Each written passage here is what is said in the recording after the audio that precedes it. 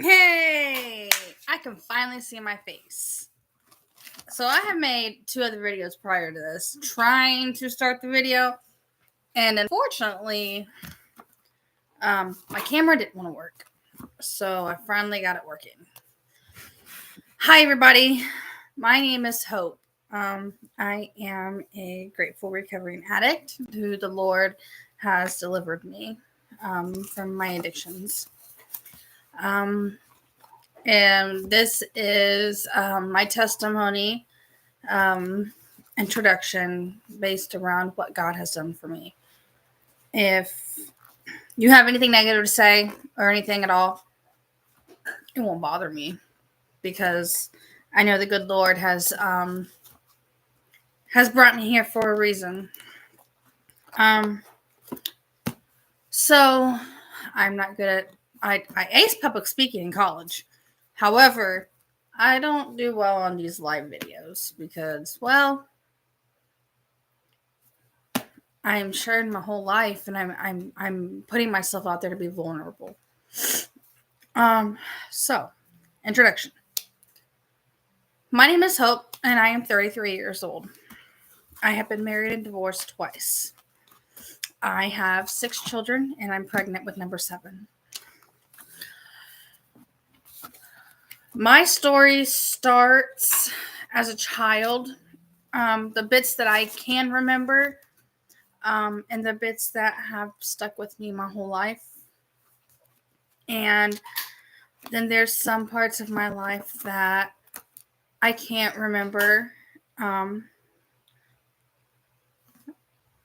But I know that God will eventually bring them all to me. But my testimony is that it is my testimony. I am grateful for everything that God has done for me in my life thus far and what He's continuously blessing me with. He continues to surprise me every day with His glory. So yeah, I am definitely, I'm blessed. So I know I'm going to have some comments on what I'm about to say, but I do have 6 children thus far whom you don't hear running around and who you don't see in my background. But you know what? That's okay, because guess what? One day God will put them back into my life when I need it the most. Right now, I know I am not strong enough to have them with me. So yeah. I have triplet. Let's see. I have triplet boys. They are William, Jaden, and Lucas. I'm not disclosing the last names because, well, they are minors.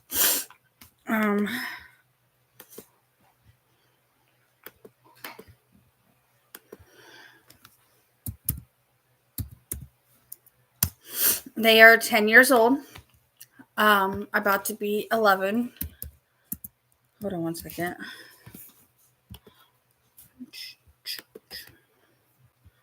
Sorry, I'm trying to do 50 things at once. They were my first heartbreaks. I was married to a woman. Her name was Jessica. Jessica basically took advantage of me when I was about 15, 16 years old, in a youth psychiatric facility where I was at getting treated because I had tried to kill myself.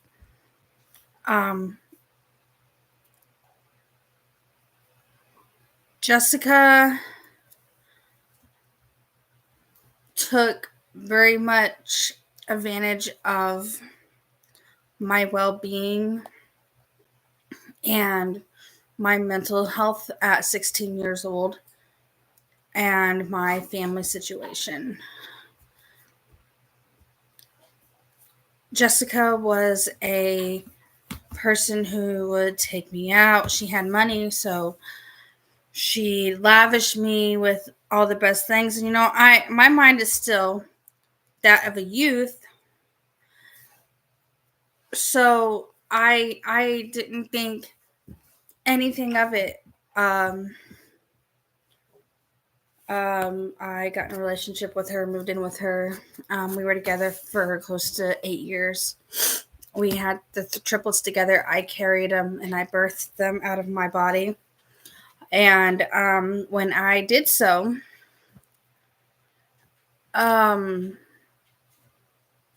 within a year, I had severe postpartum depression. And when she took them, she divorced me. We legally got married in the state of Indiana because that's when gay marriage was finally legalized. She second parent adopted them and then filed for a divorce. When she did that, she took the triplets, didn't look back, and that is when my addiction started. I got with this guy who was close to the family, and I didn't know he was a drug addict. I didn't know he was doing drugs, but I was a avid alcoholic at the time. I got in a car accident right after the divorce, right after she filed for the divorce, and they gave me a whole big script of pain medication, which made me feel good. So I took them. I drove from Portage, Indiana to Muncie, Indiana. If you know how far that distance is, it's a great deal of a distance. High on pain medication. That is when my addiction started, and I liked the way it made me feel. I started drinking day and night, all day, all night. I was just constantly drunk, and it was on blue raspberry vodka, and it's just how I lived for about a week. I got tired of drinking, and I wanted something else. I ran out of the pain meds. I didn't want anything but the I asked him. I said, "Hey," I said, "I'm out of this pain medication." And he's like, "Well, you're gonna get sick," and that is when I was introduced to IV heroin, just straight needle. Then I got introduced to IV. Well, at the time it was the powder. It wasn't even rock meth or ice as they call it now. It was the powder. It was go whatever. And I wasn't even wanting to start my testimony. It's so funny. God really does lead us in different paths. I was just trying to talk about my kids. Dang, dude. Anyways, I'll finish this and I'll go back to the kids. And I really liked the way it made me feel, and the needle, I got hooked to it, and I got hooked to the drugs. Hold on, one of my church friends just texted me. There we go. Anyways, let's rewind back. I'll pick up later where I just left off. So I do have 6 kids. I got the triplets, William, Jaden, Lucas. I have my beautiful 6-year-old Tristan. He is amazing. I love him. I still get to see him. I did lose custody. However, his dad has him. I'm hoping one day I'll be able to get that custody back. I get him every other weekend. I'm supposed to, but me and his dad's a little, I'm not even going to go any much further than that. I have a 3-year-old Isaac. He is with my ex-husband's mom and dad. I divorced my ex-husband and pressed charge, and I threw him in jail, which is where he needed to be because he's an addict and alcoholic, and his parents like to enable his behaviors. Well, that's his story, not mine, but still, the best place for him to get sober and clean is in jail. So that is where he's sitting, and he'll be sitting in prison for the next year. So my ex-husband's parents decided to keep my son out of my life for the simple fact that I hurt their family, so they're going to try to hurt mine. But God's got me. I'm staying positive. I know one day that kid will be restored into my life. I have a beautiful, handsome 15-month-old Elijah. He is right now the biggest light of my life, and he is one of the biggest reasons why I'm fighting so hard to stay clean and sober. I know you guys are probably thinking, oh my God, she's got 6 kids, she don't need no more, blah, blah, blah. Well, guess what, bro? This ain't your life, this is mine. And God knows what he's doing. So I'm staying positive on that fact. Nobody can build me down and beat me down no more and tear me up. And then so those are 6 boys. And I am pregnant with Miss Evelyn Serenity May. I am grateful that God has given me this miracle girl, because I got boys, so it's nice to have a girl. Hold on. I love being a mom. I think one of the hardest things about being a mom in addiction and in recovery is knowing that I won't be able to see them grow. The triplets, I have made the decision, since my ex-wife has decided to not allow me to be a part of their lives, even though there's a court order. They're 10 years old. At this point, it would hurt them more to enter their life now, and they'd have to go through therapy. And they'd have questions. So I've distanced myself from that situation. I know that when they're old enough to understand, they will come searching for their biological mother who delivered them and who has fought so hard to be able to get them home, or to be able to get them back in my life. Good thing I still am able to see Tristan and Elijah. Isaac, they just have guardianship, so I just have to go to the courthouse and file termination for him to come home. My dogs are crazy. Excuse me. And then Elijah will be home, and I'm hoping by Christmas. I'm praying by Christmas. So I am going to be doing 45-minute long videos. I will be reading Bible verses and using those to impact. Look at these dogs. Look at them. They're crazy. 45-minute long videos that is going to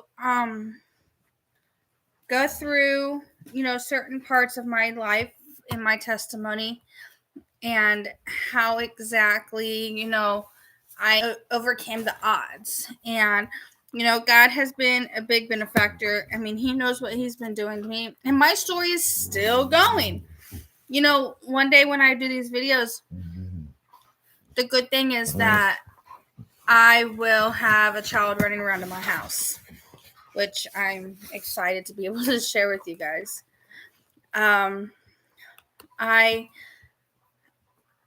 Addiction is a really tough thing to be able to come out in the open and admit that that I struggled with, and that I still struggle with. The good thing is that recovery is possible, and you just have to be willing to want it and to accept it into your life. I'm not laughing at that. I'm laughing at my stupid dogs. Even if I don't get any likes or views or whatever, I don't care. At least I had the balls and the gut to actually come out and talk about what I've been through in my life.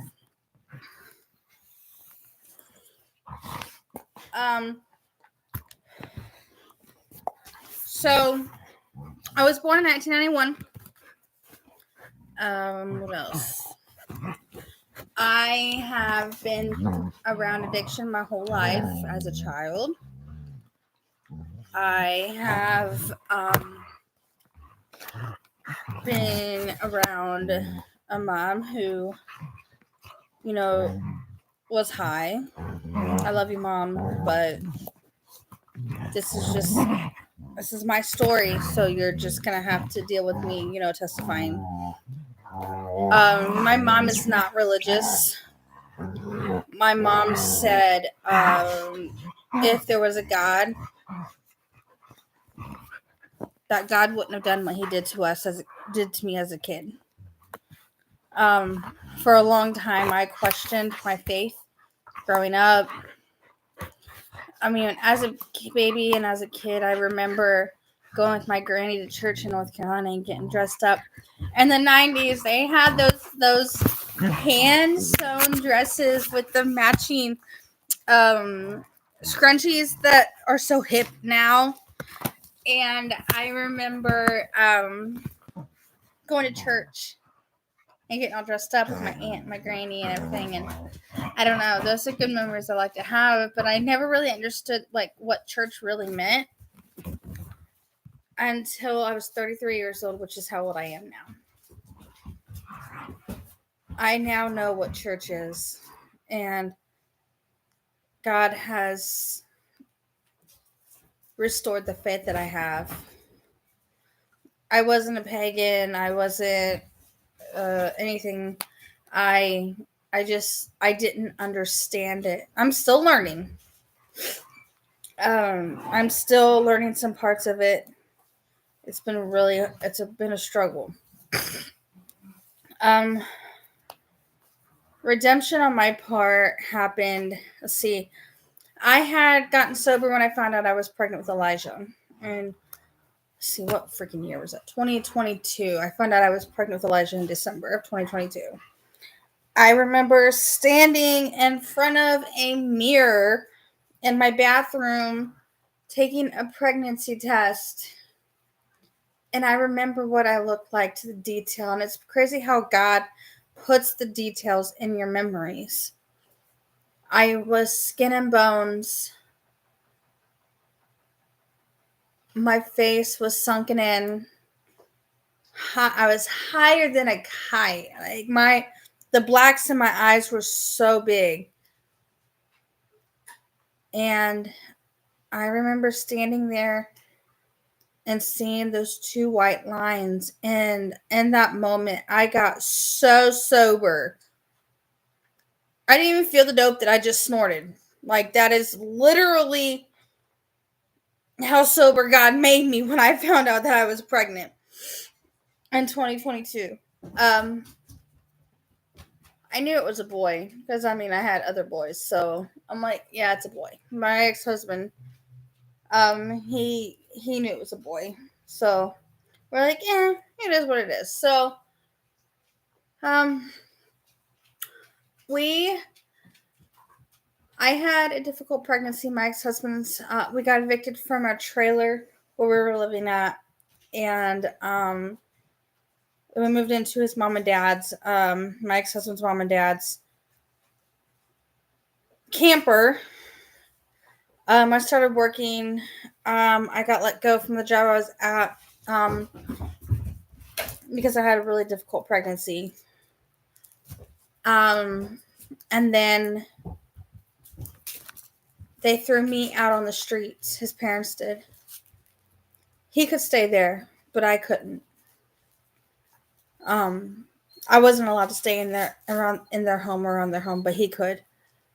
So I was homeless. They took me and dropped me off at my mom's in Anderson, but I refused to leave. I wanted to stay and fight, so that's what I did. My ex-husband, he got in a car, and me and him lived in the car for about 2-3 months. We went and stayed with his sister for a little bit, and then she threw us out. I had beginning kidney failure, renal failure during the pregnancy. At 36 weeks, I delivered Elijah in on July 27th, 2023. And I had stayed sober that pregnancy. And I am telling you, being able to walk out of a hospital with a baby, it's one of the most beautiful feelings. Because all my other kids, they were preemies. I couldn't walk out with them. So, my ex-husband was sober too. We both stayed sober together. And he got a job. So he was working, taking care of me and Elijah. Well,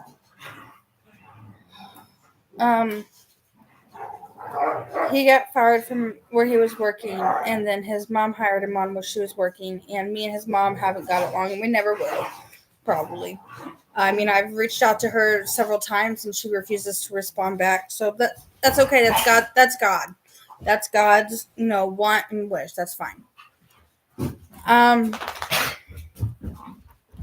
So he started drinking day and night because it caused a lot of tension between his mom and him and me and everything. And so he started drinking 24/7 at work, everywhere. And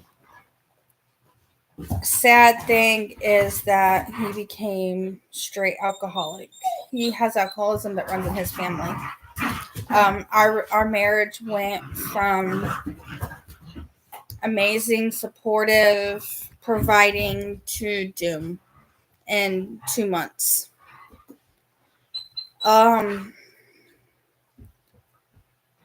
In May of 2024, so this past May, after I had been clean for 9 months, or the 36 weeks of Elijah's pregnancy, and from July to May of 2023 to May of 2024, I stayed sober. I relapsed. I got a DCS caseworker. They were in my life for domestic violence. The DCS caseworker, let's just say, I don't want to speak too much on that, so I'm not going to. But I just want to testify and say that if DCS shows up at your house, record on your phone. Video, voice record, whatever. Record everything. They will try to trip you up. I have over 48 hours of recordings. Well, not even 40. It's more than that. I have so many recordings on my... go get one of those recorders from Walmart. You just record stuff on little tapes. And then put the tapes in a lockbox or something. But record everything with DCS. Don't be dumb. My son will be home. Elijah will be home soon because I started recording everything and turning it into supervisors. Anyways, I bounce around a lot. That's just who I am. I bounce. It's okay. I'll be fine. One day I'll be organized. At least I'm not doing this scripted. I mean, I'd like it if, I had any viewers, but hey, one day I will. It's okay. Anyway, so I have my own home. I live here with my 3 dogs, and Elijah's crib is still right there, put up with his wall painted and everything. I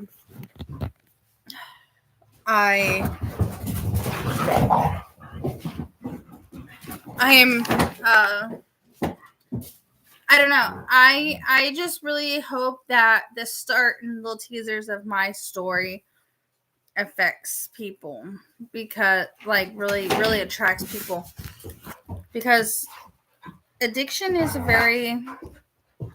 it's a hostile thing, and it's really tricky because no one really knows why. They think that people are pieces of crap and all this other stuff, but really, it's the way they were raised, or even if they were raised in a Christian household where they were where nothing ever happened to them. I mean, people still become addicts. Addiction is real, and it affects so many people. And I have a 4.0 GPA in college. I have 2 college degrees. I have a career. I don't have any felonies. I'm a good girl. I have that mentality where right and wrong, like I feel bad when I do something wrong, like type of mentality. So I'm a different kind of breed. I don't know street talk, lingo, whatever. I don't hang out with people. I stay here in my house. That's how I am even when I'm, getting in high. Like,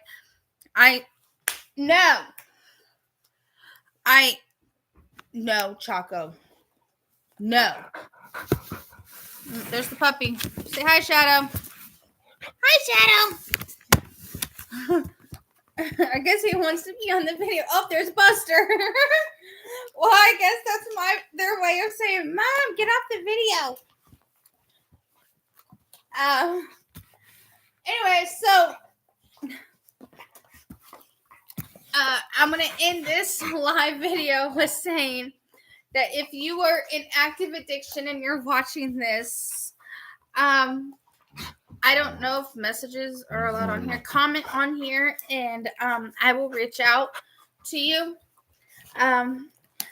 We will find a way to recover together because recovery is possible. You just need to have people believe in you, and I, for one, do believe in everybody and in their recovery and in their redemption. With that being said, these crazy dogs are getting on my nerves. I promise my next video will be a lot better organized. And we will start talking about my childhood and its effect on how it affected my future addiction when I got older. I love y'all. Love, don't hate. And recovery is possible. Bye now.